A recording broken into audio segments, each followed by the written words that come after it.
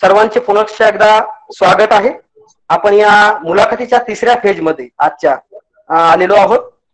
2 वाजल्यापासून मुलाखती सुरू आहेत. निश्चितच कंटाळा येणे स्वाभाविक आहे, परंतु हा योग पुन्हा येणे नाही. यामुळे चहा घेत घेत जरी मुलाखत ऐकली सर्वांनी तरी चालेल. टी टाइम झालेलाच आहे. तर थँक्स टीचर या उपक्रमाअंतर्गत शिक्षकांना थँक्यू म्हणण्यासाठी राज्य शासनाने एक पत्रक काढलं होतं आणि त्या पत्रकामध्ये वेगवेगळ्या उपक्रमाच्या माध्यमातून शिक्षकांचे आभार कसे मानता येतील या अनुषंगाने बाबी दिलेल्या होत्या.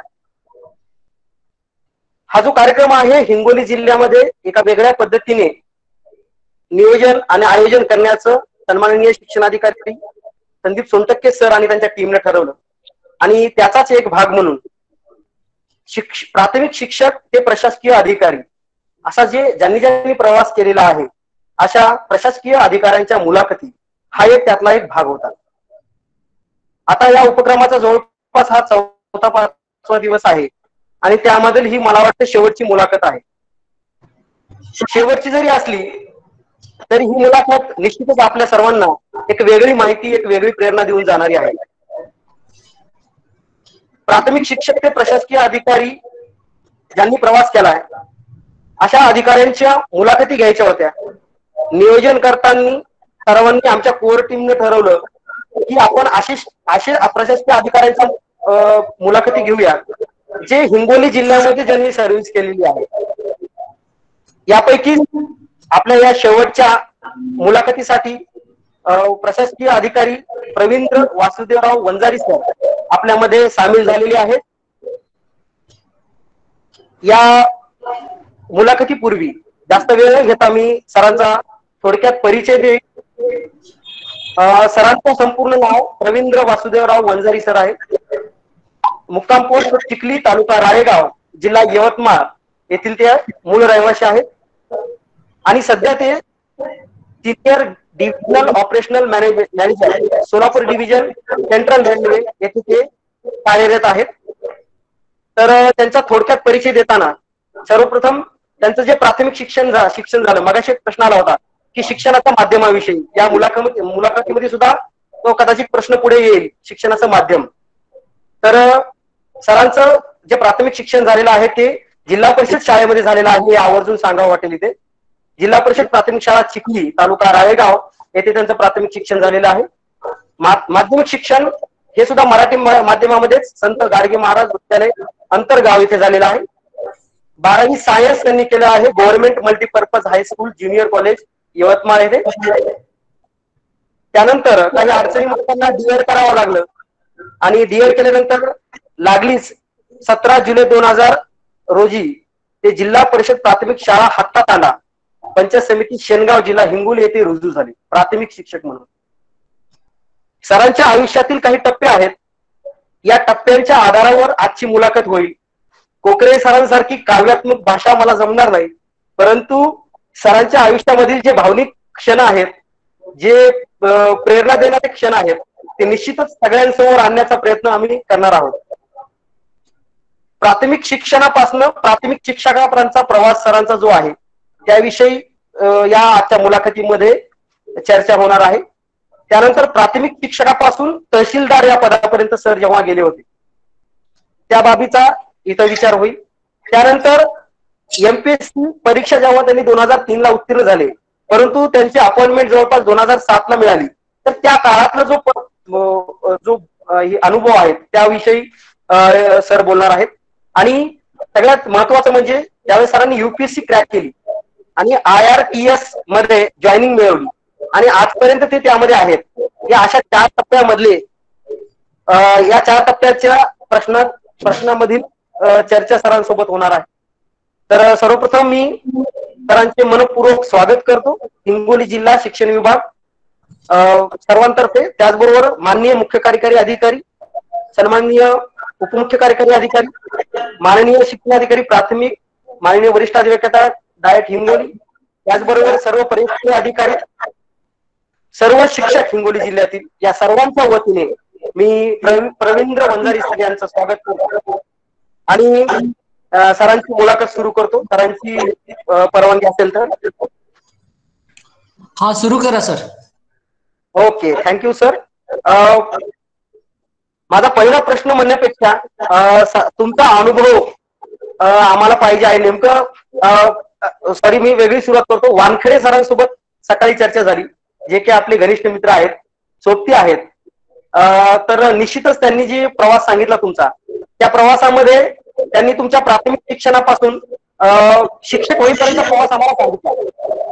तर माझा पहिला प्रश्न तोच असेल सर, तुमच्या प्राथमिक शिक्षणामध्ये जिल्हा परिषदच्या शाळेमधला तुमच्या प्राथमिक शिक्षकाविषयीचा जो अनुभव आहे तो आपण सांगितला तर याने सुरुवात केली तर खूप छान होईल. आपल्या प्राथमिक शाळेतील प्राथमिक शिक्षकाविषयीचा अनुभव. धन्यवाद सर. पहिल्यांदा मी तुम्हाला धन्यवाद देतो, कारण एक जो उपक्रम जे शिक्षक दिनानिमित्त जो सुरू केला आहे तो तुम्ही एकदम चांगल्या ट्रॅकवर आहे. कारण जेव्हा मी स्पर्धा परीक्षेच्या वेळेस आम्ही तयारी करायचो त्यावेळेस कोणी अधिकारी म्हणजे भेटायचं पण नाही की ते कसे असतात, कसे दिसतात, कसे राहतात, किंवा काय बोलतात, किंवा त्यांचे विचार कसे आहेत, त्यांची पर्सनॅलिटी कशी आहे. एक वेगळं गूढ असतं. आणि तुम्ही हा उपक्रम राबवलात, त्यामध्ये सहजपणे जेवढे अधिकारी आहे किंवा यापूर्वीचे अधिकारी आहे त्या सगळ्यांचा परिचय शिक्षक बांधवांना होतोय. त्याचा नक्कीच फायदा शिक्षक म्हणून कार्यरत असताना जेव्हा आपण तयारी करतो त्यासाठी होईल. तर सर, पहिला प्रश्न जो आपण विचारला की जेव्हा प्राथमिक शिक्षक जिल्हा परिषदेमध्ये जेव्हा माझं शिक्षण झालं त्यावेळेस काय असे अनुभव आले वेगळे किंवा आठवतात असे कुठले अनुभव? तर मी आठवायचा प्रयत्न केला तर मला एक आमचे इयत्ता 4थी मध्ये एक सर होते, कोल्हे सर म्हणून, त्यांचं नाव आठवतं. आणि एक ते सर काय करायचे की वर्गामध्ये साधारणपणे जे पुढे असतात तर त्या सरांचा एक तर मार आठवतो की ते पाठीमध्ये जोरदार असा धपाटा घालायचे. आणि तो आठवतो की एकदा मी असंच बाहेर असं खेळण्यासाठी जास्त वेळ लागला आणि बाहेर जे काही वर्गामध्ये मस्ती करणारी मुलं असतात जे त्यामध्ये मग मी पण एकदा मिसळून मला लेट झाल्यामुळे अभ्यासाकडे थोडं दुर्लक्ष झालं आणि सरांनी तेव्हा माझ्या पाठीत धपाटा घातला. तो मला एक प्रसंग आठवतो. आणि त्यानंतर एक पांडे सर होते, ते आठवतात मला. त्यांचं इंग्लिश खूप चांगलं होतं, त्यामुळे इंग्लिशची थोडी गोडी लागली 5वी नंतर. आणि सर म्हणायचे की तू नक्की काहीतरी मोठा बनशील. तर हे मला 2 प्रसंग विशेषतः प्राथमिक शिक्षकांमध्ये आठवतात सर. Okay, thank you sir. जेव्हा सर तुम्हाला म्हणाले की तू कोणीतरी मोठा होशील आणि त्याच पद्धतीने तुमचं प्राथमिक आणि माध्यमिक शिक्षण सुरू होतं. आजकाल पहिलीपासूनच पालक ठरवतात की पाल्य काय होणार आहे आणि त्यासाठी ते शिक्षकांपर्यंत अट्टहास करतात की माझ्या मुलाला हे व्हायचंय तर त्या पद्धतीने तयारी करायला सुरुवात करा किंवा तयारी करा. तर असं काही आपलं होतं का की प्राथमिक किंवा माध्यमिक स्तरावर शिक्षण घेताना की मला एक IAS ऑफिसर व्हायचंय किंवा एक मोठा अधिकारी व्हायचंय, असं काही तुमचं स्वप्न वगैरे होतं का त्यावेळेस, किंवा तसा विचार केला होता का? नाही सर, असं काही नव्हतं. माझं एकदम लहानपणी असताना आपल्याला काही पण वाटत असतं. जसं मला सुरुवातीला वाटायचं की आपण काहीतरी एखादी विज्ञानाचा तास झाला असं वाटायचं की आपण सायंटिस्ट व्हावं. लहानपणी माझी अशी इच्छा होती की आपण काहीतरी सायंटिस्ट बनावं, काहीतरी तयार करून दाखवावं. पण किंवा मोठं झाल्यानंतर आपण आपल्या घरी एखादी प्रयोगशाळा ठेवावी असं मला लहानपणी फार वाटायचं की असं आपण करू. नंतर थोडं मोठं झाल्यानंतर मग असं काही वाटलं नाही. क्रिकेट वगैरे जो रेग्युलर आपण गावात खेळतो तोच खेळ वगैरे करायचं, पण त्यातही असं कधी खेळाडू व्हावं किंवा काय असं काही वाटलं नाही. अधिकारी म्हणाल तर तसं काही नव्हतं. 9वी नंतर मला थोडं क्लिअर झालं की 11वी 12वीला आपल्याला सायन्स घ्यायला पाहिजे. कारण एक सर होते आमचे, ते सरांनी सांगितलं होतं की सायन्स घेतलं ना तर खूप स्कोप असतो. त्यावेळेस कसं गावातलं वातावरण असं असायचं, मुलं म्हणायचे की कॉपी केल्याशिवाय पासच होऊ शकत नाही. म्हणजे काही लोक तर चॅलेंज द्यायचे की 10वी मध्ये जर कॉपी केली नसेल तर तुम्ही पास नाही होऊ शकत. आणि त्याच्यासाठी म्हणजे जे मी यवतमाळ जिल्ह्यामध्ये शिकलोय, मूळचा तुम्ही सांगितलंच परिचयामध्ये, तर त्यामध्ये असंच होतं की कॉपी केलीच पाहिजे, त्यासाठी सेंटर मॅनेज केलं पाहिजे, मग सगळे प्रयत्न करायचे. इव्हन मी एलदरीला जेव्हा होतो तेव्हा पण कॉपी हा प्रकार इतका भयानक होता की एका विद्यार्थ्यामागे 4-4, 5-5 लोक असायचे सेंटरवर. इव्हन एलदरी सेंटरचीच मी गोष्ट सांगतो. तर ही गोष्ट तिकडे पण होती. पण मग मी कॉपी तर कधी केली नव्हती. त्यामुळे अशा वातावरणामध्ये असताना असं काही वाटायचं नाही की आपण एवढं काही बनू. फक्त एक होतं की आपण व्यवस्थित किंवा चांगलं अधिक चांगलं करायचं. मग मला आठवतं की 9वी-10वी मध्ये त्या सरांनी सांगितलं होतं की सायन्स घ्यायचंय. मग मी मामाकडे राहायचो. म्हणजे वडील वारले होते त्यामुळे आई मामाकडेच राहायची. तर आम्ही तेव्हा असं ठरलं होतं की सायन्स घ्यायचं. मग घरी पण ते म्हणायचे की सायन्स कशाला, सायन्स कारण आमच्या तालुक्याच्या गावाला सायन्स नव्हतं, 11वी-12वी सायन्स नव्हतं. जे 3-4 लोक सायन्स घेतले होते गावातले ते पण फेल झाले होते. त्यामुळे त्यांनी सांगितलं की सायन्स घेणं हे आपलं काम नाहीये. खूप मोठे पुस्तक असतात, पूर्ण इंग्लिश असते, आपण तर मराठीतून शिकलेलं आहे, त्यामुळे होणं शक्य नाही. पण त्यातच थोडंसं वाचायचं की काहीतरी चॅलेंज झालं तर काय होईल, फेलच होईल. त्यामुळे मी सायन्स घेण्याचं ठरवलं. असं तेव्हा पण नव्हतं की मला अधिकारी बनायचं आहे. आणि मग सायन्स घेतल्यानंतर मग तिथे मी हॉस्टेलला राहिलो. तिथे जे बाबासाहेब आंबेडकर मागासवर्गीय वसतिगृह आहे, मुलांचं वसतिगृह, त्याच्यामध्ये आम्हाला त्यावेळेस 25 रुपये महिना वगैरे मिळायचा. आणि तेव्हा असताना आम्ही डीएडची मुलं बघितली होती. डीएडच्या मुलांना लवकर जॉब लागायचा. डीएड म्हणजे तेव्हा शुअरली होतं, आता ते चित्र बदललंय. तर मग मी डीएड करायचं ठरवलं तेव्हाच, की कारण मला जॉब लवकर लागणे गरजेचं होतं. त्यामुळे अशा वेळेस मला कधीच वाटलं नाही. आणि डीएड मध्ये असताना सुद्धा जेव्हा काही मुलं एमपीएससीचा अभ्यास करायचे, तेव्हा तर मला असं वाटायचं की एमपीएससी आपण तर होऊच शकत नाही. म्हणजे तेव्हा पण एक दोघांनी म्हटलं होतं की तुम्ही अभ्यास करत नाही. तर तेव्हा पण वाटायचं की एमपीएससी म्हणजे आपने बस की बात नाही. कारण काय की ऑलरेडी 4-5 लाख मुलं परीक्षेला बसतात. त्यामधून मग पहिल्या 400-500 मध्ये कोणी किंवा 1000 जास्तीत जास्त एमपीएससीच्या जागा पण 300, 400, 500च्या वर निघायच्या नाही. त्यामध्ये आपण कुठं सिलेक्ट होणार, कारण ऑलरेडी पुणे मुंबईकडे एवढे मुलं असतात. ते कितीतरी वर्षापासून 7-7, 8-8 वर्षापासून अभ्यास करत आहे. आणि आपण तर जस्ट आलोय, तर शक्य होणार नाही. त्यामुळे मला कधीही असं तोपर्यंत जोपर्यंत डीएड होईपर्यंत मला कधी असं वाटलं नाही की मला असं काही बनायचंय. ओके, धन्यवाद सर. सर, वानखेडे सरांसोबत चर्चा करताना एक बाब लक्षात आली की 10वी-12वी मध्ये जेव्हा 10वी-12वीचं जेव्हा शिक्षण झालं आपलं, त्यावेळेस काही कौटुंबिक कारणामुळे आपल्या शिक्षण बंद होण्याच्या दृष्टीने काहीतरी अशी घडामोड काही झाली होती. परंतु तिथं काहीतरी एक ट्रॅजेडी घडली होती ती मला वाटते तुम्ही जर शेअर केली तर ज्यांना कठीण प्रसंग आलेत आतापर्यंत म्हणजे आलेली आहेत आणि इथून पुढे येणार आहेत त्यांना निश्चित प्रेरणा मिळेल. नेमकं मला सरांनी काय मेन्शन केलं मला आयडिया नाही. जर तुम्ही अजून आयडिया दिली तर मी सांगेल मग त्याबद्दल. ओके, म्हणजे ज्यावेळेस 10वी झालं तुमचं त्यावेळेस पुढे शिक्षणासाठी तुम्हाला पैसे वगैरे किंवा पुढे मदत नव्हती मिळत, म्हणून मग तुम्ही हॉस्टेलचा जो निर्णय घेतला होता त्या बाबतीत सरांनी सांगितलं होतं. Okay okay. हा, म्हणजे तेव्हा काय की आमचे नातेवाईक राहायचे यवतमाळला आणि त्या ठिकाणी मला राहायचं होतं. पण मग ते म्हणाले की म्हणजे जसं नातेवाईकांचा कधी कधी अडसर वाटतो ना त्यांना की आपण मग सगळं फ्री होईल. तर त्यावेळेस त्यांनी थोडा नकार दिला. आणि लकीली त्यावेळेस हॉस्टेलची लिस्ट लागायची होती. हॉस्टेलची लिस्ट लागली त्यानंतर मग काही अडचण आली नाही, कारण मग खर्च पण मिनिमम होता आणि त्यामध्ये होतं. मग एक प्रसंग आला होता की इंजिनिअरिंगला जायचं की नाही. माझ्या मनामध्ये होतं, पण बाकी लोक म्हणायचे की इंजिनिअरिंग केलं असतं तर चांगला स्कोप आहे. कारण मला जवळपास ग्रुप माझा 84% होता तेव्हा 12वी सायन्सला. तर मग त्यावेळेस मला बीई मेकॅनिकल मिळालं असतं गव्हर्नमेंटला. पण मग मी त्याला माझ्या मनातून पहिलेच कट केलं. पण इतरांच्या मते असं की इंजिनियर झाला असता, पण बाकी लोकांनी म्हणजे मामाने वगैरे पैसे दिले नाही, कारण तेव्हा एखादी लाख रुपये वगैरे असे लागायचे, म्हणजे पूर्ण 4 वर्षा मिळूनचा खर्च. पण हाच एक प्रसंग आहे. पण अदरवाईज हा माझ्या मते एवढा काही हे नाही आहे त्याच्यामध्ये. म्हणजे मी आधीच ठरवलं होतं की मला डीएड करायचंय. ओके सर, जेव्हा तुम्ही डीएड झाला आणि त्यानंतर 2000 साली जिल्हा परिषद प्राथमिक शाळा हट्टा तांडा येथे रुजू झाला. त्यावेळेस पासून 2003 पर्यंत सर आपला 2000 पर्यंत 2003 पर्यंत त्यांची जी भावना तत्पूर्वी. आवाज येतोय सर आता? हा, येतोय येतोय.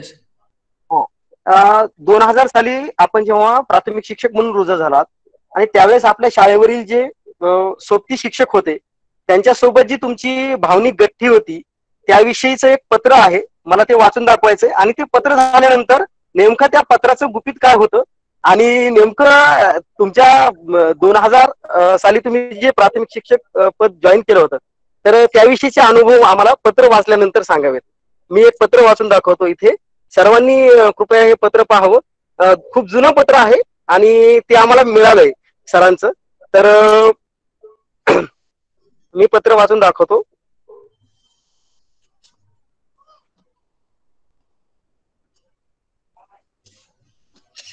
सर्वांना दिसतंय का पत्र? पत्र दिसतंय का? ओके. आदरणीय वानखेडे सर, आजच माझं यश हे तुमच्यामुळे आहे. आजचं माझं यश हे तुमच्यामुळे आहे. अश्रू डोळ्यात दाटलेले आहेत आणि तुमच्या आठवणींनी मन तुडुंब भरलेलं आहे. आज तुमची खूप आठवण येत आहे. तुम्ही एवढं वर्ष हातातांडा शाळेवर हवे होते हे राहून राहून वाटत आहे. त्या मुलांची चिंता लागली आहे. माझ्या सुट्टीवर जाण्याचा विचार आहे आणि त्यांना सांभाळायला तुम्ही नाही. त्यांचे कसे होईल? तसा रिझल्ट 18ला लागला आणि डोळ्यात पाणी 21ला आले. 18 आणि 21 तारीख आहे. तुम्हाला पत्र लिहिताना मला यश मिळालं. मी काय तुम्हाला द्यायला पाहिजे मला काहीच सुचेनासं होत आहे. पेढे, हॉटेलमध्ये जेवण की आणखी काही. पण यापैकी कशाने तुमचं समाधान करू शकेन असं वाटत नाही. आणि तुम्ही मला आधीच इतकं दिलंय की आता काही मला हवं असं मी म्हणू शकेल असं दिसतही नाही. तुमच्यामुळे माझ्या जीवनात उत्साह, पावित्र्य निर्माण झाला. शुद्ध चारित्र्याने, नीतिमत्तेने जगता येऊ शकले.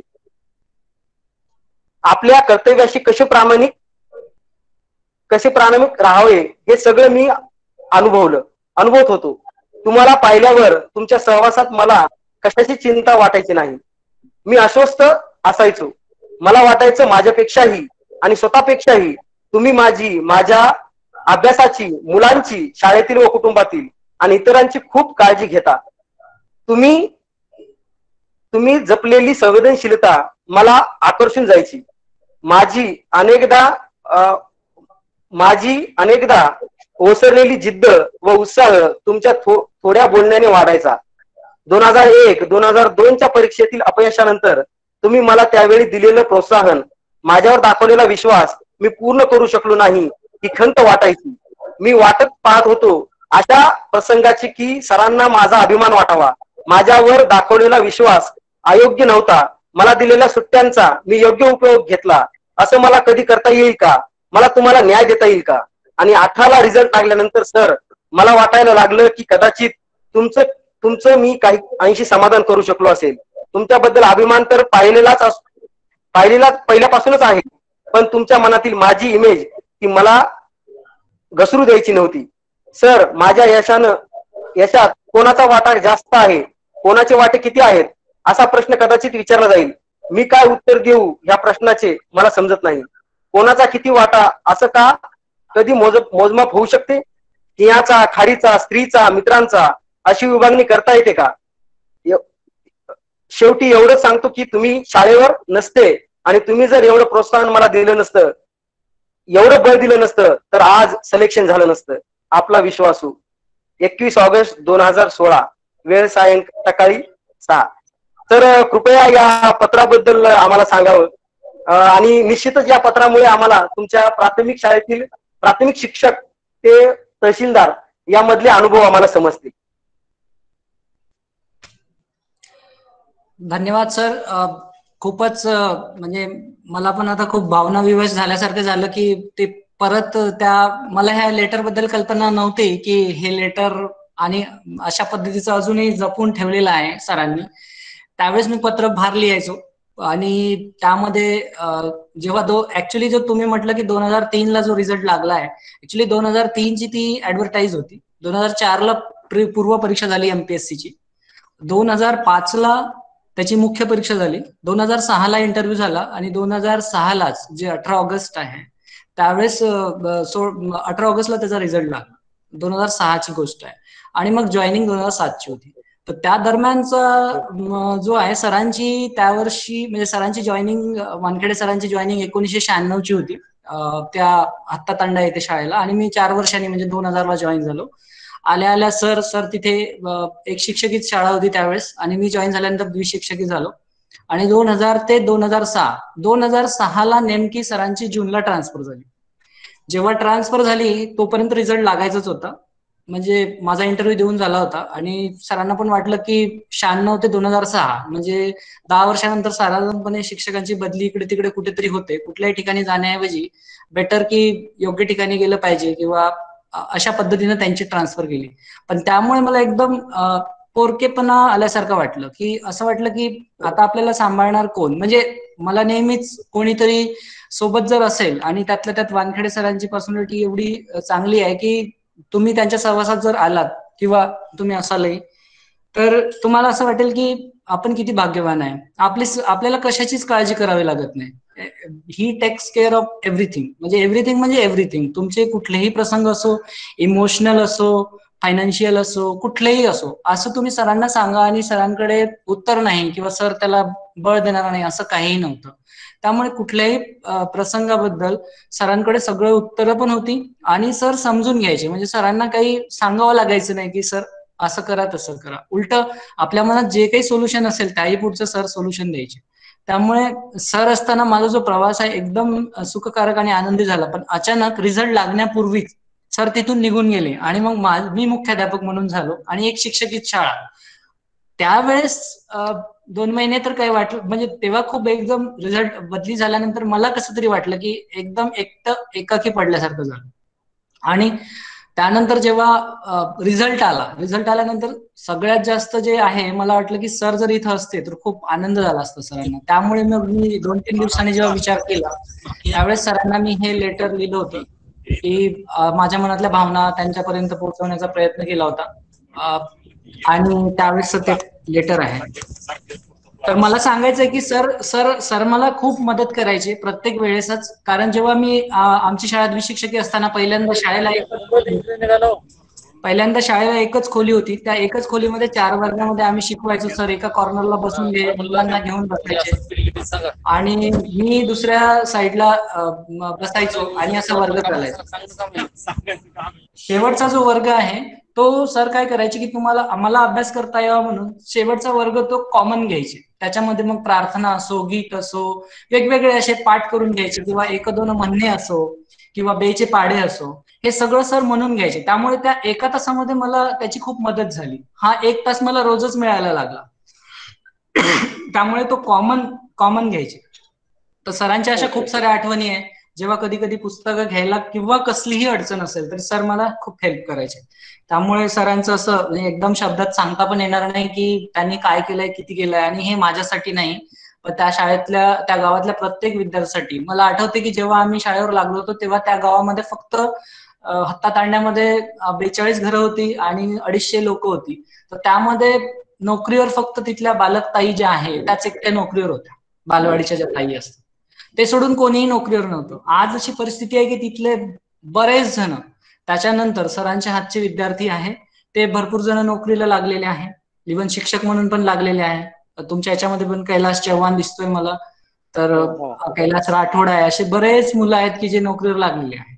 आणि हे सगळं जे आहे सरांनी जी प्रेरणा दिली, सरांनी ज्या त्या ठिकाणी वळण लावलं शाळेमध्ये आणि एक आदर्श निर्माण झाला. इव्हन गावामध्ये दारू एवढी विकल्या जायची सरांच्या पूर्वी आणि सर आल्यानंतर आणि सर जेव्हा आले आणि काही वर्ष राहिले त्याच्यानंतर तिथलं वातावरण एवढं बदलून गेलं की मुलं माळा घालायचे आणि गावातली दारू बंद, गावातला मांसाहार बंद झाला त्या गावातला. तर हे एवढं जे म्हणजे त्यांचं व्यक्तिमत्व आहे तितकं भारावून सोडणार आहे कोणाही की व्यक्तीमध्ये परिवर्तन झाल्याशिवाय राहत नाही. म्हणून त्यांच्या सहवासात राहताना माणूस पूर्ण बदलून जातो असं मला वाटतं. तर सर माझी म्हणजे खूप मोठी प्रेरणा होती आणि मला त्यांनी विश्वास दिला की नाही तुम्ही चांगलं काम करताय, तुम्ही करा अभ्यास आणि शाळेची जास्त चिंता करू नका. त्यामुळे शाळेवरचा 1 तास मला मिळाला आणि मॉरल सपोर्ट जो आपल्याला लागतो की तुम्ही करताय ते योग्य करताय हा एक. शिवाय मला 2दा अपयश आलं पहिल्या 2 अटेम्प्टला. तर तेव्हा पण सर म्हणाले की ठीक आहे काही हरकत नाही, अपयश आलं तर. नाही तर अदरवाईज होतं असं की अपयश आल्यानंतर लोकांना वाटतं की काय यांची कॅपॅसिटी नाही, एक्झाम देतात आणि वापस येतात, अभ्यास करून काही होत तर नाही, असं करून मग भ्रमनिरास होतो. तर सरांनी असं काही माझ्यावर कधीच अविश्वास असा जाणवलेला मला वाटलं नाही. शिवाय तहसीलदारचा जो रिझल्ट होता, तहसीलदार म्हणजे तेव्हा क्लास 1 आणि आमच्या दृष्टीनं खूप मोठी पोस्ट म्हणजे वाटायची, म्हणजे सध्या पण ती आहेच. त्यामध्ये महाराष्ट्रामध्ये पहिल्या 20 मध्ये मी होतो. म्हणजे त्यापूर्वी आणि 2001ला जे 2001 आणि 2ला जे रिझल्ट आले त्यामध्ये मी कुठेच नव्हतो, इव्हन इंटरव्ह्यूला पण क्वालिफाय झालो नाही. आणि अचानक पहिल्या 20 मध्ये मी आलो. जे मार्क्स होते, भूगोल विषयामध्ये मला आठवतं की तेव्हा 200 पैकी मला 169 मार्क्स होते. 169 वॉज टू हाय. तर ही गोष्ट त्यांना सांगावी आणि त्या प्रसंगी ते सोबत असते तर किती म्हणजे चांगलं झालं असतं असं मला वाटायचं. म्हणजे तर त्यामुळे ते मला असं त्यावेळेस आठवतं.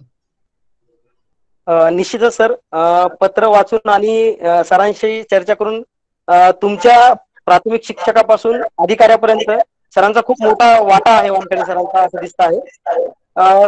तर प्रत्येक प्रशासकीय अधिकारी होण्यासाठी 12 तास 18 तास अभ्यास करावा लागतो, ही एक सर्वसामान्य माणसाची समज आहे. तर याबाबत आपलं मत काय आहे? कारण आपण प्राथमिक शिक्षक होतात, 8 तास ड्युटी करून त्यानंतर आपल्याला अभ्यास करायचा होता.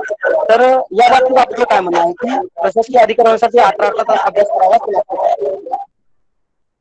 सर मला सांगायचं याच्यामध्ये की अभ्यास हा एक थोडा प्रवास आहे. म्हणजे आपण जर कम्पेअर केलं की सपोज आपल्याला एखाद्या ठिकाणावरून दिल्लीला जायचंय, सपोज समजा की हिंगोलीवरूनच दिल्लीला जायचंय, आता त्यासाठी किती वेळ लागेल, आपण काय माध्यम चूज करतो त्यावर खूप डिपेंड असतं. जर समजा तुम्ही विमानानं गेला तर तुम्ही लवकरच जाल, एखादी विमानतळ गाठाला नाही तिथून जाल. जसं एखादी रेल्वे गाडी असेल तर त्याचा जो काही वेळ असेल तेवढा लागेल, बस असेल वेगळा लागेल, सायकल असेल वेगळा लागेल, पायी जायचं असेल तर अजून वेगळं लागेल. तशासारखं हा तितका अभ्यास करण्यासाठी तेवढा वेळ द्यावाच लागतो. मग तो तुम्ही 2 तास रोज केला आणि 12 तास 10 तास केला, फक्त तुम्ही ते अंतर लवकर गाठू शकता. असंच तेवढा फरक मला वाटतो. म्हणजे जेवढं मी अभ्यास केला त्यावरून मला तरी वाटतो की प्रवासाची तुलना करावी. आणि कधी काय होतं की आपल्याला रस्ता निश्चित माहित नसतो. जसं आता तुम्हाला दिल्लीला जायचं हे नीट माहिती आहे, पण अभ्यास कोणता करायला पाहिजे आणि कुठले पुस्तकं वाचायला पाहिजे, कशा नोट्स काढायला पाहिजे हे निश्चित माहित नसतं. त्यामुळे कधी काय होतं की आपण भरकटतो. म्हणजे समजा हिंगोलीवरून तुम्ही निघाला तर होऊ शकतं की कधी कधी तुम्ही परभणीला जाणार, कधी तुम्ही अजून आंध्र प्रदेशमध्ये जाऊ शकता, यू डोंट नो. नंतर पुढे जाताना एमपी लागण्याऐवजी तुम्ही गुजरातला पोहोचू शकता. म्हणजे हे काय, हे भरकटणारा प्रवास सुद्धा होतो. बरेचदा असं वाटतं की अरे काय दिल्लीला जाऊन फायदा आहे, वापस या, म्हणून वापस येतो. अजून कोणीतरी पोहोचतं तिथं, मग असं वाटतं की अरे तो गेला आपण पण जाऊ. असं करत करत प्रवास होत असतो. पण जर समजा आपण ध्येय निश्चित असेल तर हा प्रवास जर 12 तास अभ्यास केला तर आपण निश्चितच लवकर पोहोचू शकू. जर आपण रोज 2 तास किंवा 4 तास केला तर 4 तासामध्ये होऊ शकतं की जो 3 वर्ष लागणार असेल अभ्यासाला किंवा 2 वर्ष लागणार असेल तर तो तुम्हाला थोडे जास्त अधिक वेळ लागेल कमी वेळ दिला तर. वेळेचं डायरेक्ट गणित तर आहेच, पण त्याही सोबत बऱ्याच गोष्टी अजून मॅटर करतात. पण अभ्यासासाठी किमान जर करायचं असेल तर 4 तास तरी माझ्या मते 3 ते 4 तास मिनिमम पाहिजे. मॅक्सिमम तुम्ही जेवढं देऊ शकाल तेवढं, पण 3-4 तास सुद्धा पुरेसे आहे. Okay sir. आता सध्याचे पालक जागरूक आहेत पहिल्यापेक्षा जास्त, आणि ते ठरवत आहेत की आपल्या मुलाचा कल कोणत्या बाजूला आहे आणि त्याला कोणत्या क्षेत्रामध्ये पुढे शिक्षण द्यायचं आहे आणि कोणत्या क्षेत्राकडे पाठवायचं आहे. तर काही पालकांची अशी मानसिकता आहे की त्यांना प्रशासकीय अधिकारी करायचंय. तर प्राथमिक स्तरापासनं त्यांची तयारी जर वेगळ्या पद्धतीने केली तर काही परिणाम असे होतील का की प्रशासकीय अधिकारी म्हणजे होण्यासाठी त्यांना आता जेवढे प्रयत्न करावे लागत आहेत त्यापेक्षा थोडेसे कमी प्रयत्न करून ते प्रशासकीय अधिकारी होतील. म्हणजे जेव्हा प्राथमिक शिक्षणापासूनच आपण त्याची तयारी वेगळी केली तर असा मला ह्या जोडून प्रश्न आहे की शिक्षकांनी अशा कोणती भूमिका पार पाडली पाहिजे की जेणेकरून ज्यांना प्रशासकीय अधिकारी व्हायचं आहे ज्या मुलांना पुढे चालून, तर त्यांना ते पुढे सोयीस्कर जाईल, सोपस्कर जाईल. सर करता येईल अशा पद्धतीने. म्हणजे जसं आपलं स्वरूप आहे ऍक्च्युली प्रशासकीय अधिकारी बनताना जे इंटरव्ह्यू मध्ये प्रश्न येतात आणि मुख्य परीक्षेला प्रश्न येतात आणि पूर्व परीक्षा असे 3 टाईप्सच्या एक्झाम्सला सामोरे जावं लागतं. तर तिन्ही मध्ये जे प्रश्न आहेत ते जर बघितले आपण तर त्याचं स्वरूप साधारणपणे प्राथमिक शिक्षक म्हणून म्हणजे असताना सुद्धा तिथूनच सुरुवात करता येऊ शकते. त्यातला जो अभ्यासक्रम तर त्यातला असतोच, इन्व्हॉल्ड असतोच. त्यामुळे अभ्यासक्रम जर चांगला करून घेतला तरी आपल्याला खूप मदत होईल.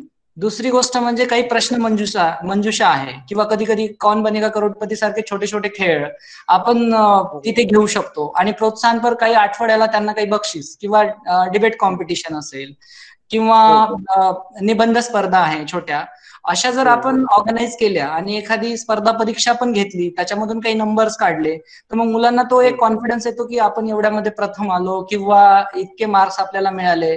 तर जसं किंवा स्कॉलरशिपची एक्झाम आहे, नवोदयची एक्झाम आहे, ह्या एक्झाम किंवा टॅलेंट सर्च आहे, ह्या माध्यमातूनच आपण हळूहळू केलं तर आपल्याला होईल. शिवाय ज्या चालू घडामोडी आहे त्यावर आधारित काही प्रश्न काढले आपण त्यामध्ये, तर त्याचा पण फायदा होईल.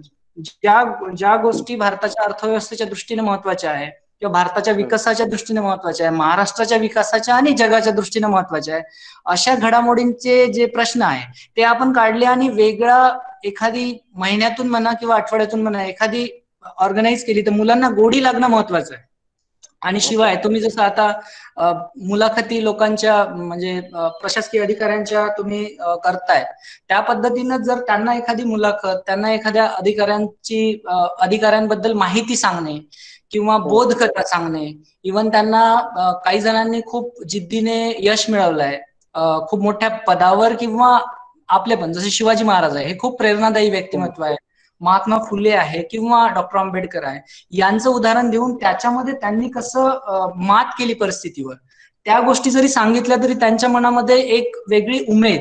सर्वात महत्वाचं आहे की माणूस मनातून खचतो आणि त्याला मनातून असं वाटतं की मी नाही होऊ शकणार असं जेव्हा त्याला वाटतं, त्याच ठिकाणी त्याचा जो प्रवास आहे अधिकारी किंवा काही बनण्याचा तो संपून जातो. त्याच्यामध्ये न्यूनगंड येतो. म्हणजे तो न्यूनगंड माझ्यातही होता आधी, सांगायला हरकत नाही. आपल्याला पण असं कधी वाटलं नाही की या पोस्ट पर्यंत जावं, पण जेव्हा तो आपण सक्सेस होतो त्यानंतर वाटतं की आपण त्याला उगीच घाबरत होतो. आता सुद्धा बरेच जण ट्राय याच्यासाठीच करत नाही की त्यांना वाटतं एक तर इंग्लिशची भीती असते की पूर्ण इंग्लिश टू इंग्लिश राहील, मग इंटरव्ह्यू मध्ये काही पण प्रश्न विचारतात, मग आपण फेल होऊन जाऊ. म्हणजे पूर्व परीक्षा पास व्हायच्या अगोदर इंटरव्ह्यूची भीती आपल्या मनामध्ये असते, कॉम्पिटिशनची भीती असते की 4-5 लाख मुलं आहेत, 7-8 लाख आहे, एमबीबीएस चे मुलं आहेत, म्हणजे डॉक्टर्स पासून तर चार्टर्ड अकाउंटंट सगळ्या टाईप्सचे मुलं आहेत. म्हणजे माझ्यासोबत पण इंजिनिअरिंगचे खूप सारे मुलं असतात, IITians आहेत सोबत. तर या सगळ्यांची कॉम्पिटिशनला आपण कुठे टिकणार? मराठी माध्यम आहे, खेड्यातलं आहे, सगळे जे प्रश्न असतात ते याच्यावरच असतात की आपली तेवढी कॅपॅसिटी नाही, आपली कुवत नाही, आपली क्षमता नाही, आपण खेड्यातून आहे, असे खूप सारे प्रश्न. तर हे जे काही मनामध्ये, जे आपल्या मनामध्येच आपण अधिकारी होत नाही आधी, ती जी आहे तो सर्वात मोठा पॉइंट आहे. मनामधून तुम्ही अधिकारी होणं गरजेचं आहे. जर तुम्ही मनातून अधिकारी झालात तर मग फिजिकल अधिकारी होण्यामध्ये एवढं प्रॉब्लेम नाही आहे, पण मनातूनच आपण हरतो. बरेचदा लोक पण नाउमेद करतात, गावात म्हणतात की, जसं माझ्या वेळेस मला आठवतं की प्राथमिक शिक्षक म्हणून म्हणजे असताना ते म्हणायचे, शाळेत असताना, अभ्यास करून कोणाचं भलं होत नाही, लोक वेडे होतात, काही जास्त अभ्यास करू नये, डोकं दुखते, अशा पद्धतीचे लोक कॉमेंट्स करतात. नंतर जेवढे मोठी पोस्ट असेल तुम्हाला जास्त पैसे द्यावे लागतात. हे सगळे डिस्करेजिंग स्टेटमेंट लोक देत असतात आणि त्यामुळे मग असं वाटतं की नाही आपण होऊ शकत नाही, आपण तर नाहीच होऊ शकत. तर ती जी उमेद आहे मुलांमध्ये, असे काही उदाहरणं सांगणे. म्हणजे मी तुम्हाला एक उदाहरण सांगेल की जेव्हा प्राथमिक शिक्षक म्हणजे डीएड झाल्यानंतर एक आम्हाला सर शिकवायचे, त्यांच्याकडे मी प्राथमिक शिक्षक पदासाठी निवड मंडळाची एक्झाम व्हायची, तो एक क्लास जस्ट लावला होता. खरं तर त्यांच्यामुळेच मी स्पर्धा परीक्षेकडे वळलो. हिवरकर सरांचं नाव आहे ते, हिवरकर म्हणून. त्यांनी मला सांगितलं होतं की तुम्ही शिक्षक तर बनलात, आता तुम्ही थोडं अधिकारीसाठी तुम्ही ट्राय करू शकता, एखादी एक्झाम दुसरी देऊ शकता, एमपीएससी देऊ शकता आणि तुम्ही नोकरी करता करता होऊ पण शकता. ते खूप पॉझिटिव्ह एक्झाम्पल द्यायचे. म्हणजे जसं ते एक उदाहरण द्यायचे की एक माझ्याकडे मुलगा होता, त्याला इंग्लिश अजिबात यायचं नाही आणि मग तो मुलगा क्लासमध्ये यायला लागला हळूहळू आणि तो आज मुंबईला मंत्रालयामध्ये मोठ्या पदावर क्लर्क आहे. म्हणजे तेव्हा क्लर्क पण, कारण जेव्हा आपल्याला जॉब नसतो तेव्हा कुठलंही पद आपल्याला खूपच मोठं वाटतं. म्हणजे कुठलीही अचिव्हमेंट जी आहे स्पर्धा परीक्षेचं साह्यानं होतं ती अचिव्हमेंट आहेच. त्यांनी ते सांगायचे, मग त्याने एक हुरूप वाढायचं की ते असं वाटायचं की तो होऊ शकतं, मग आपण का नाही. मग ही जी गोष्ट आहे ही मुलांमध्ये रुजवायला पाहिजे की असं काही नाही, तुम्ही खेड्यात असा, शहरात असा, तुम्ही मराठी माध्यमाचे असा, इंग्लिश माध्यमाचे असा किंवा तुम्ही अभ्यासात साधारण असा, पण तुम्ही कुठल्याही पोझिशनला असू द्या, तुम्ही कॉम्पिट करू शकता आणि तुम्ही यशाचं शिखर गाठू शकता. हे अशक्य असं काही नाही, पण स्वतःला टेस्ट करायला एक संधी द्यायला पाहिजे, स्वतःची क्षमता तपासण्याची संधी द्यायला पाहिजे. ती जर आपण दिली आणि मुलांमध्ये हा निर्माण केला विश्वास की नाही, यू कॅन डू इट, तुम्ही करू शकता, हा जर उत्साह वाढवला तर ते असे चॅलेंजेस घेतील. त्यांच्यामध्ये असं वाटेल की नाही, हो सकता है, होऊ शकतो आणि होऊन जाईल ती गोष्ट. ओके सर, तुम्ही मगाशी इंग्रजी माध्यमाविषयी बोलले, म्हणजे इंग्रजीची भीती.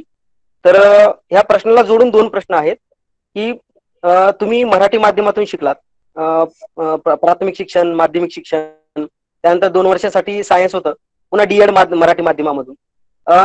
तहसीलदार पदापर्यंत ठीक आहे, परंतु ज्यावेळेस आपल्याला युपीएससी क्रॅक करायची होती त्यावेळेस इंग्रजी विषयाचं किंवा इंग्रजी लँग्वेजचं इंग्रजी लँग्वेज तुम्ही तिथपर्यंत जी शिकली होती त्याचा परिणाम तुमच्या इंटरव्ह्यू मध्ये किंवा तयारीमध्ये कसा जाणवला, म्हणजे इंग्रजी किती महत्वाची वाटली? आणि त्यालाच जोडून प्रश्न, नवीन शैक्षणिक धोरणानुसार प्राथमिक शिक्षण मातृभाषेतून दिले जावे असं अपेक्षित आहे आणि प्राथमिक शिक्षणाचे माध्यम हे मातृभाषाच असावे का वैकल्पिक असावे, म्हणजे युपीएससी देताना किंवा पुढे उच्च शिक्षण घेताना याचा परिणाम काय होईल? सर मला एक म्हणजे याच्यामध्ये सांगायचं की मातृभाषेतून ऍक्च्युली काय होतं की युपीएससीचा इंटरव्ह्यूला जाताना आम्ही जे पांडुरंग कोले सर आहे, बहुतेक तुम्ही पण मुलाखत घेणार होता, मला सरांनी सांगितलं होतं. तर त्यांना मी भेटलो होतो, कारण ते ऍक्च्युली मी तेव्हा हिंगोलीतच कार्यरत होतो आणि सरांचं सिलेक्शन झालं होतं तेव्हा IAS म्हणून. तर त्यांना मी भेटलो होतो, तेव्हा त्यांच्याशी भेट झाल्यानंतर त्यांनी सांगितलं की त्यांना हाच प्रश्न मी विचारला जो तुम्ही मला आता केला, की इंग्लिशचं काय, की युपीएससी करायचं त्याच्यामध्ये इंग्लिश वगैरेचं कसं. तर सरांनी मला सांगितलं की भाषा महत्वाची नाही आहे, तुमच्यामध्ये जे काही क्षमता आहे, जे काही कम्युनिकेशन आहे, म्हणजे जे विचार आहेत तुमचे, ते विचार महत्वाचे. तुमच्या मनामध्ये जर भावना असतील, तुमचे विचार जर चांगले असतील तर ते कम्युनिकेट होतं. तुमची बॉडी लँग्वेज सांगतं. जरी तुम्हाला शब्द तुटपुंजे पडले, असं काही नाही की आपण परफेक्ट ग्रामॅटिकल, कॉमा, स्वल्पविराम याच्या सहज तुम्ही बोलला पाहिजे, दॅट इज नॉट इम्पॉर्टंट. ते काय विचारतात की तुमच्यामध्ये आयडिया आहे का, तुम्ही प्रशासनामध्ये एक ताकद दिसते. असं काही नाही की तुम्ही खूप फ्लुएंट स्पीकर असले पाहिजे, म्हणजे खूपच चांगली तुम्हाला भाषा येते, एकदम फाडफाड इंग्लिश बोलता, पण ते जर व्यक्तिमत्व किंवा चारित्र्य नसेल तर तो व्यक्तीचा प्रभाव पडत नाही. आपण बघतो काही मुलं खूपच एकदम बोलायला, किंवा काही शिक्षक किंवा कोणी पण म्हणा असं करतात, पण त्याचा इम्पॅक्ट एवढा येत नाही.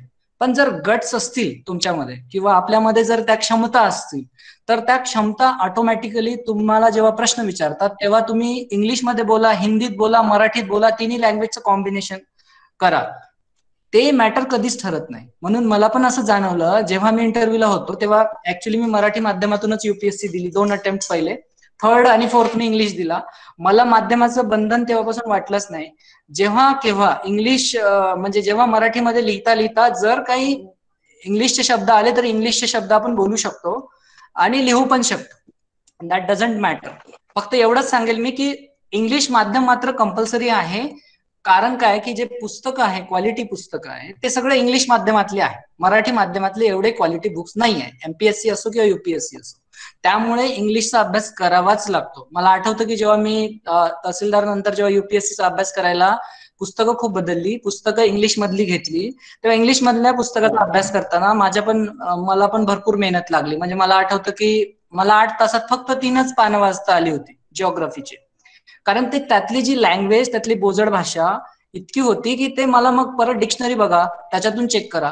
म्हणजे तोच अभ्यासक्रम तुम्हाला करायला त्याला अधिक मेहनत लागते, पण वेळ लागतो जास्त, पण अशक्य नाहीये. त्यामुळे मी म्हणेल इंग्लिश जी भाषा आहे त्याचा अभ्यास करावाच लागेल. मातृभाषेतून शिक्षण असणं आणि त्यात, कारण आपल्या काय कल्पना स्पष्ट होतात, त्यामुळे तुम्हाला विचार महत्वाचे आहे, भाषा महत्वाची नाही आहे. जर विचार ज्या भाषेत समजेल ते जास्त महत्वाचे. जर तुमच्यामध्ये विचार असतील तर तुम्हाला काय भाषा तुम्हाला निवडता येते. Either you can use English और हिंदी किंवा मराठी, काही पण तुम्ही निवडा, पण तुमच्याजवळ विचार तर पाहिजे. एखाद्या विषयावर जर मुद्दे मांडायचे असतील, मुद्देच नसतील आणि तुम्हाला भाषा कितीही चांगली येत असली, उपयोग काय? त्यामुळे मराठी माध्यम तसं कुठलेही विचार मांडताना ते नेहमी प्रभावी असतं, कारण ज्या गोष्टीत आपण थिंकिंग करतो तेच आपण इफेक्टिव्हली यूज करू शकतो. आणि इंग्लिशमध्ये तोडकं मोडकं जरी असेल पण मुद्देसूद व्यवस्थित असेल तर मला वाटतं की त्याच्यामध्ये मार्क्स पडतात. तोच अनुभव माझा आहे. त्यामुळे मी असं म्हणेल की एखादी धोरण किंवा एखादी गोष्ट ही चूक किंवा बरोबर अशी काही नसते. जो उद्देश असतो त्याच्या मागे ती तशीच असते. आपण ती चूक किंवा बरोबर नंतर ठरवतो, किंवा सपोज मराठी माध्यमच घेतलं आणि आपण इंग्लिशला बिलकुलच सोडून दिलं आणि एक्झाम मध्ये पण तसाच प्रॉब्लेम आला, त्याचा युजच करायचा नाही म्हटलं आणि आपण फेल होऊ शकतो. मग काय मराठी माध्यम निवडणं चुकीचं होईल. तसंच इंग्लिश माध्यमाचं पण नाही. इंग्लिश माध्यम जर बोजड झालं आणि आपण नीट अभ्यासच नाही केला तर इंग्लिश माध्यमाचे सगळे मुलं युपीएससी होत नाही. इव्हन कुठलाही क्लास घ्या त्यातले सगळे मुलं सिलेक्ट होत नाही. त्याचा यूज करून आपण सिलेक्ट होऊ शकतो. म्हणजे ती एक स्ट्रेंथ वापरून, जसं समजा दिल्लीला क्लास आहे, दिल्लीतली सगळी मुलं होतात का? नाही होत. त्यातले काहीच मुलं होतात. आणि एखादी खेड्यातला पण मुलगा जो क्लास केलेला नाही तो पण होऊ शकतो. इव्हन मी स्वतःच म्हणेल की मी युपीएससी साठी किंवा एमपीएससी साठी कुठलेच क्लास केले नाही इंटरव्ह्यू पर्यंत, पण तरी माझं सिलेक्शन झालं. त्यामुळे असं काही गरजेचं नाहीये. युपीएससी मध्ये किंवा एमपीएससी मध्ये असे रूल ब्रेकर्स खूप आहे की क्लासच पाहिजे, हेच माध्यम पाहिजे, तेच माध्यम पाहिजे, खेड्यात नाहीच पाहिजे, असे काही गोष्टी नाही. सगळे एक्झाम्पल्स इथं आहे. फक्त तुम्ही ठरवायला पाहिजे की मी होऊ शकतो आणि मग तुम्हाला हार्डवर्क करावं लागेल, डेडिकेशन द्यावं लागेल, ऑटोमॅटिकली रिझल्ट तुमचा येऊन जाईल. त्यामुळे माध्यमामध्ये म्हणजे मराठी माध्यमाचं स्ट्रेंथ मला हे वाटतंय की आपले विचार व्यवस्थित मांडता येतात. पण सगळ्या बाजूने विचार करून आपण विचार जर मांडले आणि मग लँग्वेज शिकून आपण इंग्लिशमध्ये मांडू शकतो ते विचार, असं मला म्हणायचं. मानवी शरीर ज्या भाषेतून विचार करू शकतं ती भाषा शिक्षणासाठी सर्वात उत्तम असते असे म्हणतात. तर आपण विचार ज्या भाषेतून करतो त्यातून शिक्षण घ्यायला पाहिजे. त्या उद्देशानंच मातृभाषेतून शिक्षण प्राथमिक स्तरावर हे कंपल्सरी केलेलं असावं. तर पुढचा जो आपले 2 फेज संपलेले आहेत, आता पुढचा जो फेज आहे तो आपण युपीएससी पर्यंत पोहोचलेलो आहोत. आपण 2009 ला युपीएससी क्रॅक केली. तर त्याबद्दल मी थोडंसं अगोदर परिचय सांगणार आहे. मगाशी मुद्दामून तो परिचय मी दिला नव्हता. सर 2009च्या बॅचचे युपीएससी क्रॅक सरांनी केलेली आहे. तर आपल्याला सगळ्यांना IAS, IPS, IPS ह्या 2 बाबी माहिती आहेत. परंतु सरांचं जे पद आहे ते IRTS हे पद आहे, इंडियन रेल्वे ट्रॅफिक सर्व्हिसेस यामधलं जे पद आहे. आणि या पदाबद्दल सर सांगणारच आहेत. सरांचं सध्याचं जे म्हणजे पदनाम आहे ते सिनियर डिव्हिजनल ऑपरेशन मॅनेजर. तर निश्चितच आपल्या सर्वांना या पदाबद्दल जास्त माहिती नाहीये आणि नेमकं याचं काम काय आहे आणि एवढं उच्च पद आहे आणि हे पद आपल्या सगळ्यांना माहित नाहीये. तर रेल्वेज मध्ये जी पदं असतात त्यामध्ये IRTS मध्ये जी पदं असतात त्यातलं हे पद आहे. तर पुढचा प्रश्न मला सरांना हेच राहील की नेमकं हे या पदाचं सिलेक्शन कसं झालं आणि या पदाच्या जबाबदाऱ्या नेमक्या काय आहेत आणि नेमकं हे पद कशाशी संबंधित येतं. रेल्वेशी आहे परंतु कशाशी संबंधित येतं. Okay sir. ऍक्च्युली युपीएससी द्यायची म्हणजे फक्त म्हणजे आम्हाला पण ते हे 3च पदं माहित होते, IAS, IPS आणि IFS, Indian foreign service, police service आणि इंडियन ऍडमिनिस्ट्रेटिव्ह सर्व्हिस, म्हणजे ज्याला आपण कलेक्टर म्हणतो. ते सगळे कलेक्टर बनण्यासाठी शक्यतो एक्झाम देतात. म्हणजे मी पण ट्राय ह्याच केला होता की ट्राय फॉर द बेस्ट, म्हणजे ह्या पोस्ट साठी प्रयत्न करा. तर त्याच्यामध्ये IAS सोबत अजूनही 29 टाइप्स ऑफ सर्व्हिसेस असतात, इतर सर्व्हिस पदं असतात. त्याचं पे स्केल आणि बाकी स्ट्रक्चर तेच असतात. फक्त कलेक्टर जास्त फेमस किंवा जास्त महत्वाचं कारण हेच असतं की त्यांची कामं जे आहे मॅक्सिमम लोकांशी त्यांचा संपर्क येतो आणि आपल्याला पण सामान्य माणसाला त्यांच्याशी खूप काम पडतं. त्यामुळे आणि पब्लिसिटीमध्ये ते असतात, पेपरमध्ये त्यांचं वारंवार नाव येतं, त्यामुळे आपल्याला हे पद माहिती आहे. पण पडद्यामागे राहणारे अजूनही बरेचशा पोस्ट आहेत की जे पडद्यामागे राहतात, काम करतात, त्यांचं नाव होत नाही, पण त्यांचा दर्जा, त्यांचं जे पद आहे तेच त्याच लेवलचं असतं. युपीएससी मध्ये ह्या 3 पोस्ट झाल्यानंतर मग रेल्वेच्या 4 सर्व्हिसेस असतात. तर त्याच्यामध्ये Indian railway traffic service, Indian railway account service, Indian railway personal service आणि इंडियन रेल्वे प्रोटेक्शन फोर्स. ही आपण क्लास 1च्याच पोस्टिंग आहे. माझी ही 5वी चॉईस होती. तर जे मेरिट नुसार आहे तर त्यानुसार मला ही पोस्ट मिळाली आणि ती पोस्ट नंतर मग मी सुरुवातीला सोलापूरला जॉईन केलं असिस्टंट ऑपरेशन्स मॅनेजर 2011 ला. 9 ते 11 माझं ट्रेनिंग होतं, 1.5 वर्षाचं. ते लखनौ आणि भारतातल्या वेगवेगळ्या भागांमध्ये होतं. त्यानंतर मग तिथून पुढे मी इथे सोलापूरला जॉईन झालं. सोलापूर नंतर माझं प्रमोशन झालं नागपूरला. 2017 ला माझं पहिलं प्रमोशन झालं आणि 2014 ते 17 ही नागपूरमध्ये काढलं. 2017 नंतर मग 17 ते 20 परत माझी सोलापूरला.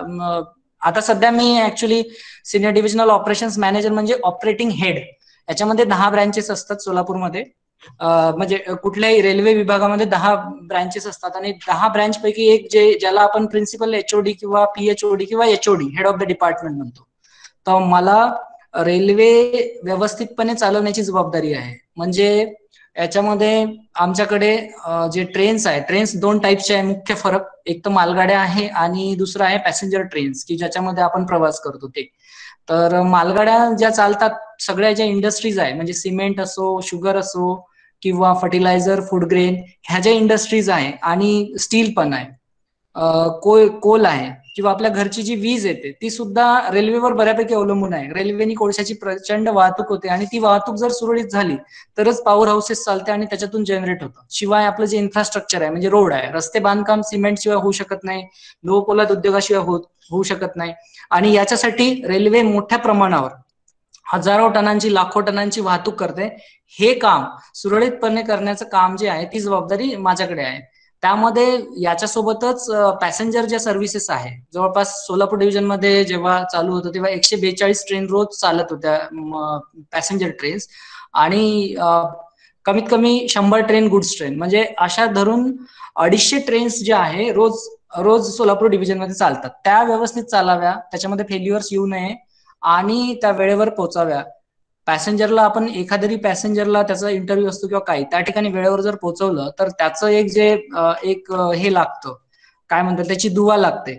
असा जर विचार केला तर हे पद आणि हे काम खूप महत्वाचं आहे. माझ्याकडे म्हणाल तर 8 जिल्हे कव्हर करतो सोलापूर डिव्हिजन. त्याचं हेड, एक प्रकारे ऑपरेटिंग हेड म्हणून माझ्याकडे काम आहे. आणि माझ्याकडे 1700 कर्मचारी आहे. त्याच्यामध्ये पॉइंट्समॅन आहे, गार्ड्स आहे, स्टेशन मॅनेजर आहे, कंट्रोलर्स आहे. हे सगळा रेल्वेचा सेटअप आहे. रेल्वेवर ऍक्च्युली थोडक्यात माहिती देणं कठीणच आहे, कारण हा विषय एकदम असा आहे की एवढ्या लवकर तो समजत नाही. एक तर टेक्निकल आहे खूप साऱ्या गोष्टी, आणि तुम्ही आलात किंवा कुठे रेल्वेला भेट दिली तर मग तुम्हाला अधिक जास्त सांगता येईल. तरी पण मुख्य सांगायचं म्हटलं तर मालगाड्यांची वाहतूक आणि पॅसेंजर ट्रेन्सची वाहतूक व्यवस्थित करण्यासाठी जो कोऑर्डिनेटिंग रोल असतो तो माझ्याकडे आहे. याच्याशिवाय डबल लाईन करायची असेल तर त्याच्यासाठी प्लॅनिंग किंवा नवीन कुठले स्टेशन आले पाहिजे, कुठे डबल लाईन हवी आहे, किंवा त्या स्टेशनवर अजून काही डेव्हलपमेंट करायचं, हे प्लॅनिंगचं पण काम असतंय. मेंटेनन्ससाठी गाड्या थांबवण्याची गरज असते, तेव्हा गाड्या थांबवण्याचं काम सुद्धा आम्हाला करावं लागतं.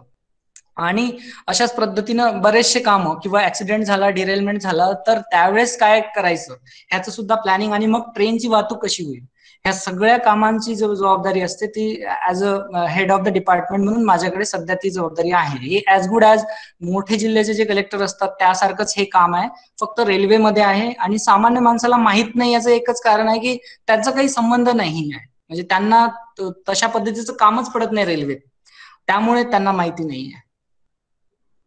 निश्चितच सर, प्रत्यक्ष नाही पण अप्रत्यक्ष तुमच्या कामाचा परिणाम आमच्यावर होतच असतो.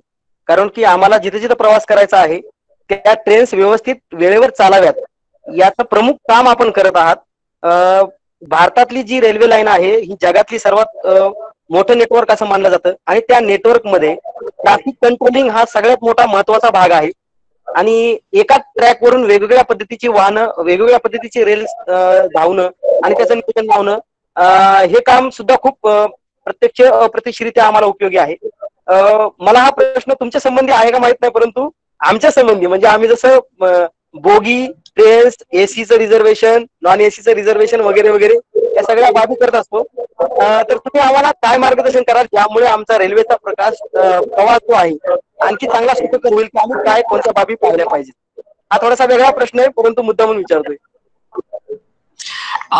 रेल्वेचा प्रवास सुखकारक होण्यासाठी रिझर्वेशन जे आहे ते शक्यतो 4 महिन्यापूर्वीपासून रिझर्वेशन होतं.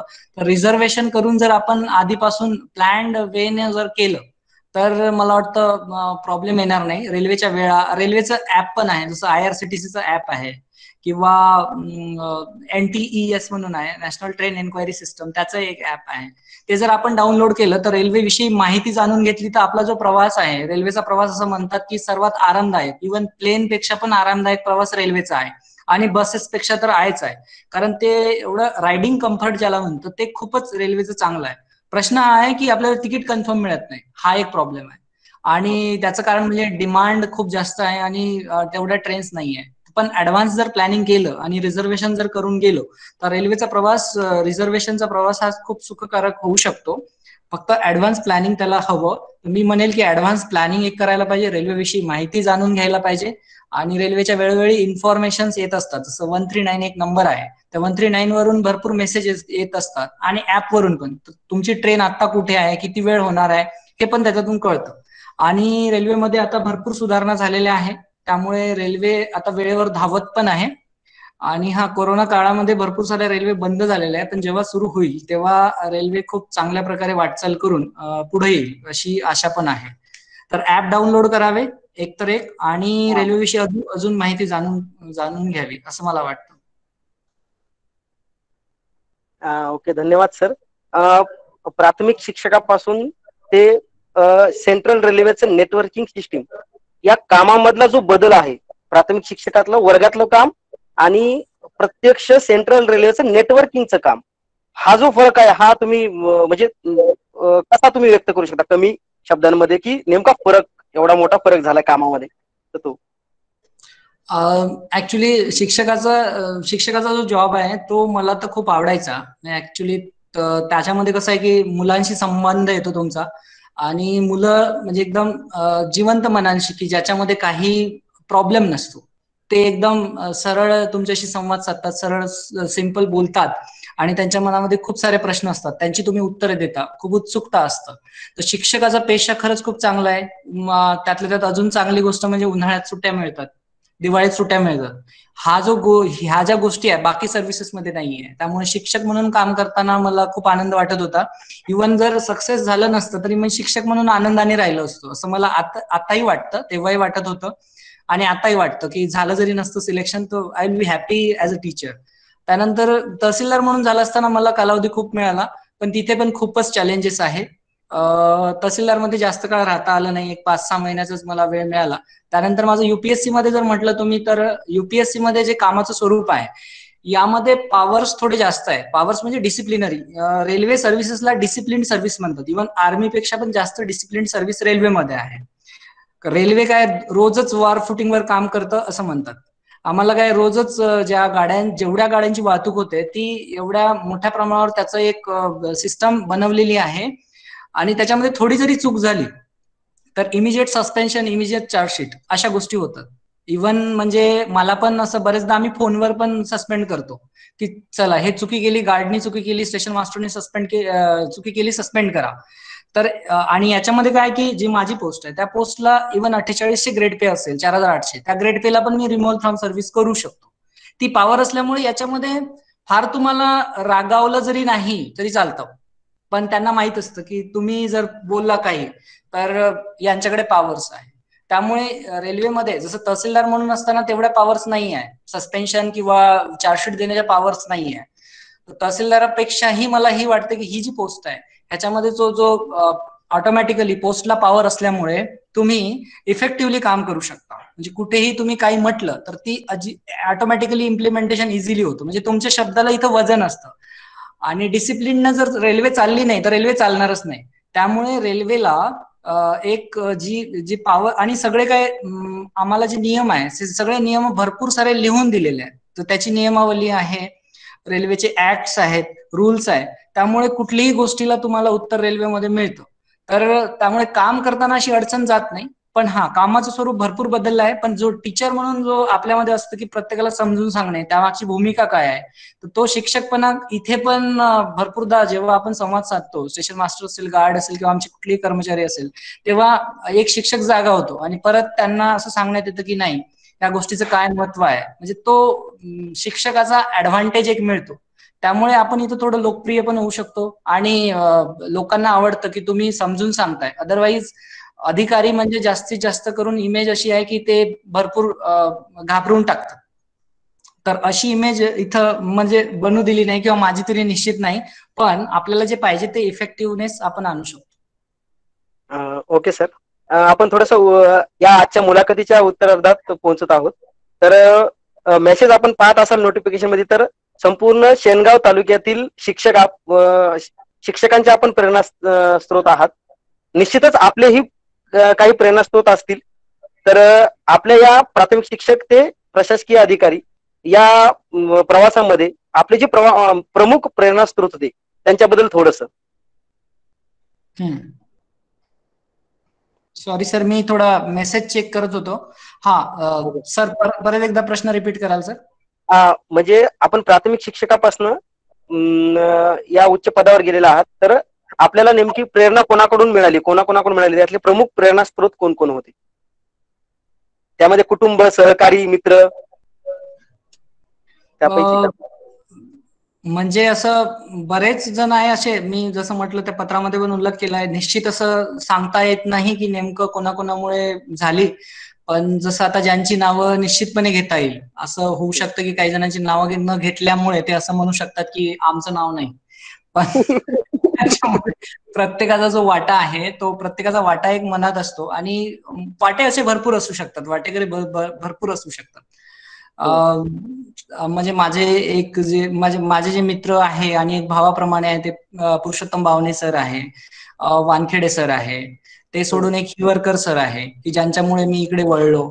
आणि त्यानंतर माझे जे दोन मित्र आहे, प्रवीण मानकर आहे, ते आज चीफ ऑफिसर म्हणून, मुख्याधिकारी म्हणून कार्यरत आहे. माझ्या जवळचीच शाळा, ते भंडारी या शाळेवर ते कार्यरत होते आणि आम्ही रूम पार्टनर होतो. तर त्यांच्यामुळे भरपूर मदत झाली. आणि त्याच्यासोबत राहुल मोहकर म्हणून आहे, आम्ही तिघांनी मिळून सोबत अभ्यास केला. ते एक वातावरण पॉझिटिव्ह झालं. शिवाय एल्दरीतले जेवढेही शिक्षक होते त्यांनी पण वेळोवेळी प्रेरणा दिली, म्हणजे डिस्टर्ब केलं नाही. म्हणजे त्यांना असं वाटायचं की हे लोक थोडे सिरियसली अभ्यास करतात. जनरली नाहीतर लोक डिस्टर्ब करतात, म्हणजे त्यामध्ये खूप सारे लोक आहेत. प्रेरणा स्रोत म्हटलं तर म्हणजे जसं आता पांडुरंग कोले सर आहे, तर ते आहे, किंवा आधी तहसीलदार म्हणून यवतमाळ जिल्ह्यामध्ये ठाकरे सर आहे, शशिकांत मस्के सर आहे. आता हे लोक तहसीलदार जेव्हा झालेले होते, नरेंद्र फुलझेले सर आहे, हे लोक तहसीलदार झालेले होते. त्यांना आम्ही जस्ट ऐकलं होतं की हे लोक पण, जसं आता ठाकरे सर म्हणून आहे, प्रवीण ठाकरे सर नाव आहे त्यांचं, ते तहसीलदार झाले होते. त्यांचा जॉब होता बँकेचा. तर मग ते बँकेत 6 वर्ष जॉब करून तहसीलदार झाले. तर ती गोष्ट आम्ही ऐकली तेव्हा 2000च्या दरम्यान, ते 2000लाच तहसीलदार झाले होते. ती गोष्ट ऐकून मग आम्हाला वाटलं की जर एखादी व्यक्ती जॉब करून जर होऊ शकते, मग आपण पण जॉब करून का होऊ शकत नाही, ही जी गोष्ट आहे, म्हणजे आपण होऊ शकतो. तर मग ते प्रेरणास्त्रोत बनले. पांडुरंग कोले सरांची गोष्ट तशीच आहे की ते टीचर होते, त्यांनी भरपूर सारे स्ट्रगल केला, मराठी माध्यम होतं, आणि मग ते IAS झाले. मग तो व्यक्ती होऊ शकतो, तर आपण का नाही होऊ शकत? अशा पद्धतीनं कम्पेअर करून हेच प्रेरणास्त्रोत आहे विशेष म्हणजे. आणि एक वाटतं की स्वतःला एक टेस्ट करायचं होतं की आपण कुठपर्यंत जाऊ शकतो. तर त्यामुळेच हा सगळा प्रयत्न केला आहे. ऍक्च्युली असं म्हणतात की career is an accident. Career जो आहे हा ऍक्सिडेंट आहे. असं नाही की मला IRTS बनायचं होतं किंवा रेल्वेमध्ये जॉब करायचं होतं, असं काही नव्हतं. आणि असं बऱ्याच जणांच्या बाबतीत असं फिक्स नसतं, किंवा तुम्ही सुद्धा ठरवलं नसेल लहानपणी की मी शिक्षक बनणार, पण तुम्ही बनलात. तर करिअरला काही जणांनी म्हटलंय की it is an accident. Accident तो सुखद असो किंवा या इन्सिडेंट, तुम्ही काही म्हणू शकता, तो आपण इथे येऊन पडतो. पडल्यानंतर मग आपण त्याच्यातले शोधतो पॉझिटिव्ह कुठल्या गोष्टी आहे, निगेटिव्ह कुठल्या गोष्टी. आपण पॉझिटिव्ह जर गोष्टी बघितल्या तर मग आपल्याला चांगलं वाटतं, निगेटिव्ह बघितल्या तर मग आपल्याला दुःख वाटू शकतं. आणि तीही माणसाची एक विचारसरणी असते की जर व्यक्ती पॉझिटिव्ह असेल तर शिक्षक म्हणूनही तो आनंदी राहू शकतो, तहसीलदार म्हणूनही राहू शकतो, आणि कुठल्याही सर्व्हिसमध्ये, आणि सामान्य माणूस म्हणूनही राहू शकतो. तो जर दुःखी असेल तर कुठलीही सर्व्हिस घ्या, कुठलीही गोष्ट घ्या, त्यामध्ये तो तसाच बनू शकतो, म्हणजे नकारात्मकच बनतो तो. त्याला दुसऱ्याचं चांगलं वाटतंय, स्वतःचं चांगलं वाटत नाही. हा एक बरोबर आहे, अगदी बरोबर सर. तर आजची जी मुलाखत झाली, तर खर तर एक वेगळ्या प्रकारच्या फील्ड मधल्या अधिकाऱ्यांची माहिती आमच्या सर्व शिक्षकांना झालेली आहे. म्हणजे तुम्ही जे सांगितलं, तहसीलदार असतील किंवा IAS असतील, IPS असतील, किंवा राज्यसेवा देऊन जे राज्य प्रशासक सेवेमध्ये आलेले असतील, यांच्याबद्दल आम्हाला माहिती होती. परंतु हे जे नवीन पद आहे, म्हणजे नवीन म्हणजे जुनच आहे, परंतु आम्हाला हे माहित नव्हतं. त्या पदाबद्दल आम्हाला बरीचशी माहिती मिळाली. आता एक शेवटची विनंती आहे की आज आम्ही या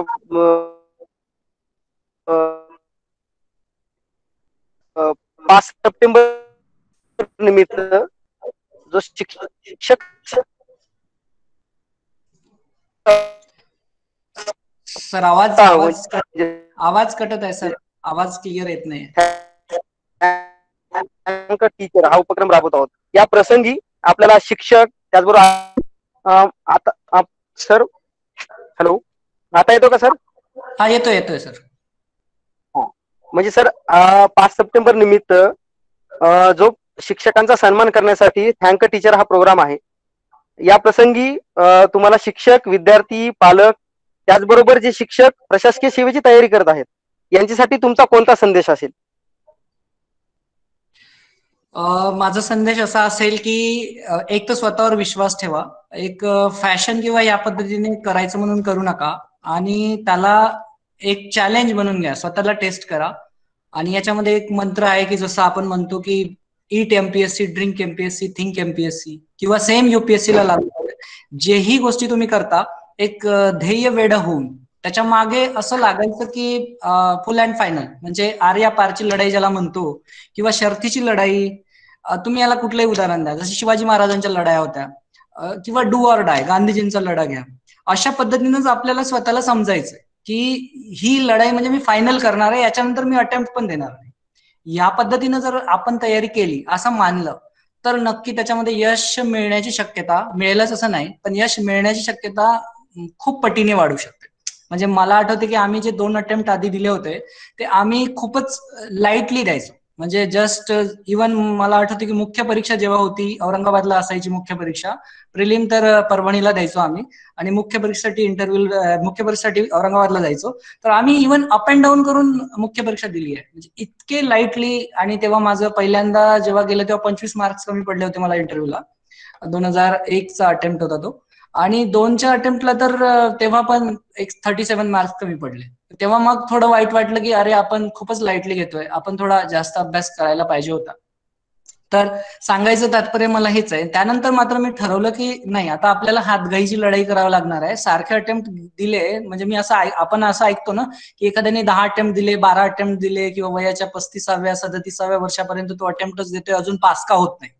ह्याचं कारण, एक मुख्य कारण असते जी आपल्यामध्ये जे अर्ज असते किंवा मनातून असं वाटतं की नाही आपल्याला ही बिलकुल जिंकायचं म्हणजे जिंकायचंच आहे, ती जी जिद्द असते ती करून तिला फायनल करायचं. म्हणजे असं की यानंतर मी देणारच नाही, बस हा निश्चय जर केला तर यश खूप लवकर येते. म्हणूनच ते पहिल्या 20 मध्ये जे मी आलं म्हणून सांगितलं, तर ते कशाचं होतं की त्यावेळेस मला वाटलं की आता यानंतर आपल्याला एक्झाम द्यायचीच नाही, फायनल करायची. आणि त्यामुळे जो अभ्यास वाढला, त्यामुळे जो अप्रोच बदलला, अभ्यास करण्याचा अप्रोच बदलला, त्यानंतर पुस्तकं बदलली, त्याचे नोट्स बदलले, नोट्स काढण्याची पद्धती बदलली.